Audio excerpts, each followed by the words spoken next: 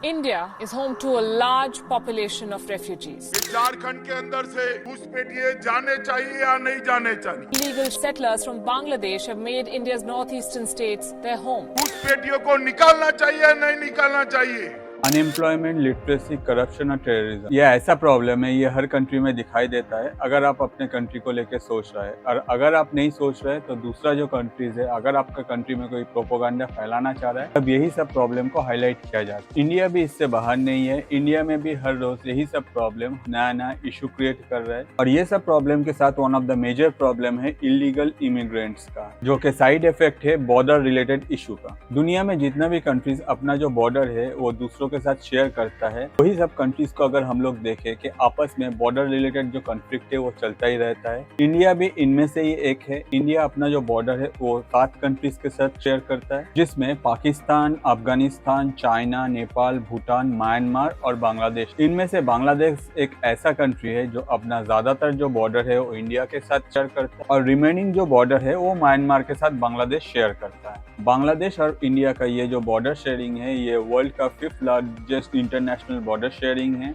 और इसीलिए ये जो बॉर्डर शेयरिंग है इसमें कहीं ना कहीं कुछ ना कुछ चलता ही रहता है। पूरा दुनिया में चाइना एक ऐसा कंट्री है जिसको में बॉर्डर रिलेटेड इशू सबसे ज्यादा होता रहता है। ऑन द अदर साइड अगर हम लोग सिर्फ इंडिया में देखें तो इंडिया में जो भी स्टेट इंटरनेशनल बॉर्डर के साथ कनेक्टेड है वही सब स्टेट में ज्यादा वायलेंस या फिर कॉन्फ्लिक्ट दिखाई देता है। इसका पीछे हम लोग एक रीजन पकड़ सकते हैं जो है इलीगल इमिग्रेंट्स। वो अगर इंडिया में एंटर करते हैं तब जाके ये प्रॉब्लम ज्यादा बढ़ सकती है। बांग्लादेश और इंडिया के बीच में ये इलीगल इमिग्रेंट्स का जो इशू है ये काफी साल से चलता आ रहा है और आज के डेट में भी ये इशू कम्प्लीटली एक्टिव है। अगर हम लोग विकिपीडिया का ये डेटा देखें तो हम लोग को पता चलता है कि ईस्टर्न इंडिया ये ज्यादातर वायलेंस रिलेटेड एक्टिविटी में इन्वॉल्व रहता है और इसके पीछे अगर हम लोग रीजन ढूंढने जाए तो हम लोग को पता चलता है कि ये जो इलीगल इमिग्रेंट्स है ये लोग ज्यादातर वायलेंस रिलेटेड एक्टिविटी में इन्वॉल्व है। 2020 में जी कृष्ण रेड्डी जो उस समय का इंडिया का होम और स्टेट अफेयर मिनिस्टर थे, कहा था कि अगर हम लोग इलीगल इमिग्रेंट्स को डॉक्यूमेंट्स प्रोवाइड करें तो 50% बांग्लादेशीज को डॉक्यूमेंट्स प्रोवाइड करना पड़ेगा। आगे जाके बांग्लादेश के तरफ से ये जो स्टेटमेंट था इसको डिनाई किया गया। हम लोग को समझना पड़ेगा अगर हम लोग इलीगल इमिग्रेंट्स को लेकर डिस्कस कर रहे हैं तो उसके पीछे कारण क्या, ये जो रिलोकेशन होता है ये क्यों होता है। जब मैंने ये वीडियो स्टार्ट किया था तो मैंने इसका रीजन बताया था, जिनमें से अनएम्प्लॉयमेंट, लिटरेसी, टेररिज्म यही सब है और यही सब रीजन के वजह से वो रिलोकेट करना पसंद करे। इंडिया से बांग्लादेश को अलग हुए बहुत साल हो गया और आज के डेट में दोनों कंट्री ही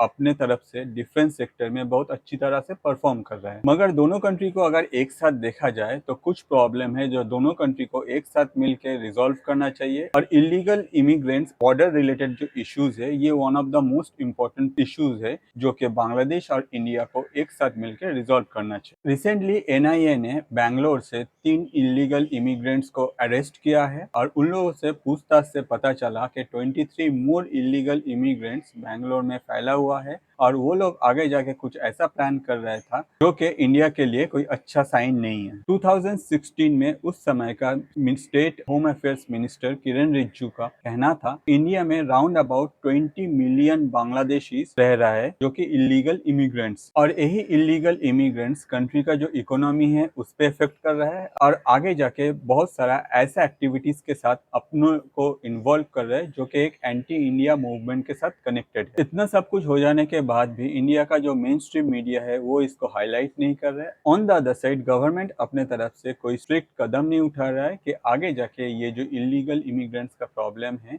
ये परमानेंटली रिजॉल्व। तो welcome to the channel guys, मैं अतनु और मैं हमेशा कोशिश करता हूँ जितना भी complex issues all over world में चल रहा है वो सब कॉम्प्लेक्स इश्यूज को बहुत सारा सिंपल स्टोरी में कन्वर्ट करके आपके सामने लाने के लिए। और अगर आपको लगता है कि मेरा ये जो कोशिश है इसको आपको सपोर्ट करना चाहिए तो प्लीज चैनल को सब्सक्राइब कीजिए और दोस्तों के साथ शेयर कीजिए। इससे आपका कुछ नहीं जाएगा मगर मेरा जैसा एक क्रिएटर को बहुत हेल्प होगा आगे बढ़ने के लिए। तो चलिए टॉपिक पे वापस आते हैं। इंडिया बांग्लादेश के साथ वर्ल्ड का 5th highest international border share करता है जो कि राउंड अबाउट 4096 किलोमीटर है और ये जो बॉर्डर है इसमें काफी सारा इश्यूज लगाए रहता है, मेनली जो टेररिज्म एक्टिविटीज है। इसके अलावा इलीगल इमिग्रेंट्स और स्मगलिंग रिलेटेड इश्यूज भी हमेशा हम लोग को सुनने को मिलता है। बहुत सारे ग्रुप्स का कहना है कि ये जो इलीगल इमिग्रेंट्स है, इन लोगों का टोटल जो काउंट है इंडिया में वो मोर देन 5 करोड़ है। On the other side government का डेटा है 2016 तक इन लोगों का जो टोटल काउंट है वो मोर देन 20 मिलियन है। ये डेटा का एग्जैक्ट एक्यूरेसी कितना अच्छा है इस बारे में किसी को कुछ पता भी नहीं है। 2018 में गवर्नमेंट का कहना था कि पाकिस्तान और बांग्लादेश का जो बॉर्डर है ये कम्प्लीटली सील हो जाएगा। 2018 दिसंबर तक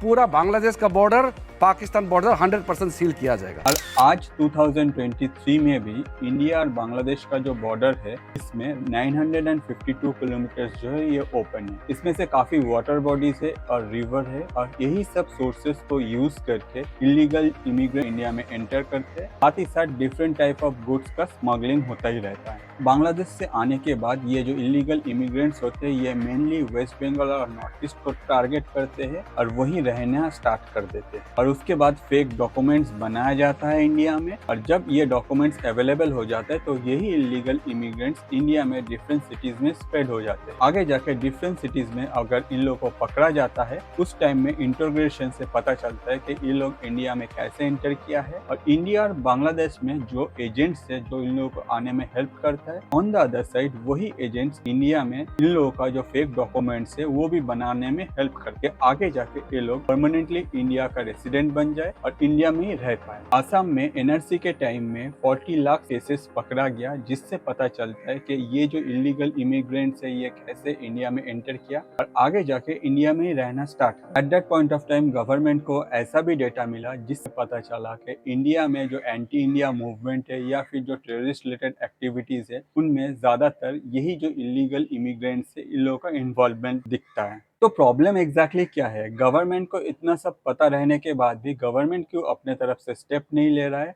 ये जो फेंसिंग का काम है बॉर्डर में तो क्यों कंप्लीट नहीं कर रहा है? ऑन द अदर साइड अगर गवर्नमेंट को पता है कि ये इंडिया में एक बहुत मेजर इश्यूज बनने वाला है तो उसको क्यों पहले से ही गवर्नमेंट अपने तरफ से स्टेप लेके खत्म नहीं कर रहा है? इसको अगर देखनी जाए तो इसके पीछे बहुत सारा रीजंस मिलेगा। जो पहला रीजन है वो है पॉलिटिकल पावर। जैसे मैंने आपको बोला कि ये जो इलीगल इमिग्रेंट्स है ये आके इंडिया में परमानेंटली रहने लगा है तो इसके पीछे ऑब्वियसली लोगों को पॉलिटिकली हेल्प का जरूरत। इंडिया में बहुत सारा लोकल पार्टीज है जो ये इलीगल इमिग्रेंट्स को हेल्प करता है कि इंडिया में आके ये लोग इंडिया में फेक डॉक्यूमेंट्स क्रिएट करें, इंडिया में परमानेंटली रह जाए। इसके पीछे रीजन क्या है? रीजन है अपना वोट बैंक बढ़ाना। बहुत सारा पॉलिटिकल पार्टी इंडिया में एग्जिस्ट करता है जो अपना जो वोट बैंक है वो यही सब इलीगल इमिग्रेंट्स से बनाता है और यही इलीगल इमिग्रेंट्स को हेल्प करता है कि अपना जो फेक डॉक्यूमेंट्स है वो क्रिएट करने में। यही सब इलीगल इमिग्रेंट्स का वोट लेके ये सब पॉलिटिकल पार्टी इलेक्शन जीतता है और अपना जो पावर है वो स्प्रेड करता रहता है। इंडिया में जितना भी हम लोग टेररिस्ट रिलेटेड एक्टिविटी या फिर एंटी इंडिया मूवमेंट देखते हैं उनमें ज्यादातर जो पार्टिसिपेट करता है वो यही सब इलीगल इमिग्रेंट साइड लोकल बहुत सारा पॉलिटिकल पार्टी यही सब इलीगल इमिग्रेंट्स को हेल्प करता है कि वो इंडिया में परमानेंटली रहने लगे और इंडिया में ये सब केओस क्रिएट करे क्योंकि यही सब पॉलिटिकल पार्टी को चाहिए वोट बैंक और वही वोट बैंक का जो सोर्सेस है वो है यही सब इलीगल इमिग्रेंट। 2014 में सेंट्रल गवर्नमेंट अपने तरफ से ये जो प्रॉब्लम है इसको लेके डिस्कस किया, अपने तरफ से स्टेप लेके एनआरसी लॉन्च किया। एनआरसी का जो लिस्ट था उसमें से सिर्फ 2000 पीपल को वापस भेजा गया। रिमेनिंग जो इलीगल इमिग्रेंट्स है वो आज भी इंडिया में ही रह रहा है। बांग्लादेश के तरफ से ये प्रॉब्लम को कभी भी एक्सेप्ट नहीं किया। ऑन द अदर साइड आज के डेट में भी ये दोनों कंट्री का जो गवर्नमेंट है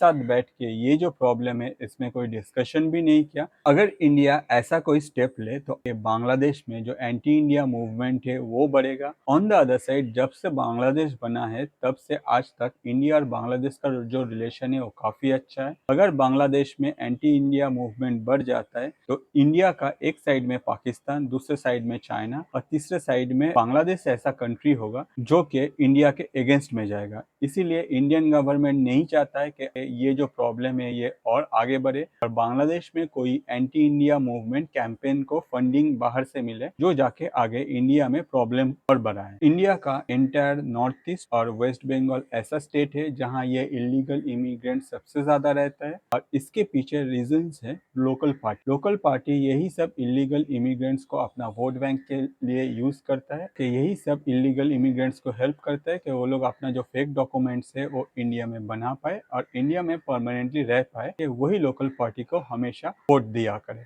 लोकल पॉलिटिकल पार्टी का सपोर्ट रहने से ही ये जो इलीगल इमिग्रेंट्स है ये लोग एम्प्लॉयमेंट में और प्रॉपर्टी कैप्चर में ज़्यादा एक्टिव होते हैं कि जो ग्रीनरीज है वो सब काट के इलीगल इमिग्रेंट्स अपने रहने के लिए जगह बना ले। फॉरेस्ट लैंड जो है वो डिक्रीज हो रहा है और यही डिक्रीज के कारण फ्लड हो रहा है। जब भी ऐसा कोई नेचुरल कैलामिटी कोई स्टेट पे आता है तो at that point of time state का जो बजट है उससे ही खर्चा करना पड़ता है। स्टेट के पास कोई एक्स्ट्रा मनी रहता नहीं है जिससे स्टेट जो है इन फ्यूचर जाके स्टेट का डेवलपमेंट करे या फिर स्टेट में कोई एम्प्लॉयमेंट क्रिएट करे। और इसी के वजह से अगर आप इंडिया का ईस्टर्न पार्ट को देखें इनमें ग्रोथ ज्यादा नहीं दिखाई देती। Entire north east part of India यही सब प्रॉब्लम से अफेक्टेड है, इसीलिए नॉर्थ ईस्ट में इतना कोई प्रोग्रेस हम लोग को दिखाई नहीं देता है। आज के डेट में अगर गवर्नमेंट कोई स्टेप लेता है और ये प्रॉब्लम को पर्टिकुलरली फिक्स किया जाता है तो जो नेचुरल कैलेमिटीज है इसको भी कंट्रोल कर पाएगा। स्टेट गवर्नमेंट जो है वो अपने तरफ से स्टेप लेके अपना स्टेट को भी आगे ले जा पाएगा। अगर देखा जाए बांग्लादेश को ये बात पता है मगर बांग्लादेश ये जो प्रॉब्लम है इसको एक्नॉलेज नहीं करता है। On the other side India जब भी जरूरत हो बांग्लादेश को हमेशा अपने तरफ से हेल्प करता है।